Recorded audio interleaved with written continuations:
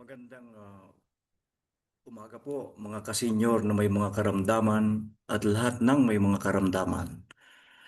Naniniwala po tayo na si Jesus Christ is the greatest healer of all time.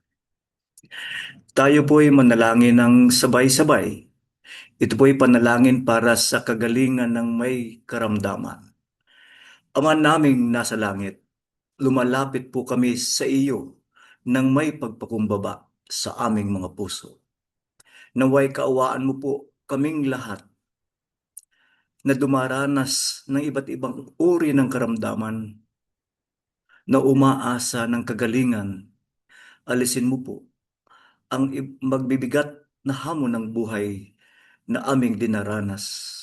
Ama, dalangin ko pong hipuin mo po kaming lahat ng iyong mapaghimalang mga kamay at alisin ang mga karamdaman sa aming mga katawan na sa kasalukuyan naming dinaranas.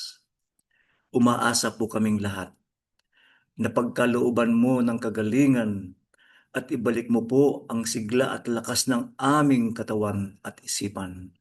Ama, naniniwala po kaming lahat na walang imposible sa iyong kapangyarihan dahil kayo po ang may likha ng lahat dito sa mundong aming ginagalawan. Naway ang iyong kalooban ang mangyari at maghari sa aming lahat. Sa pangalan ng iyong bugtong na anak na si Jesus. Amen.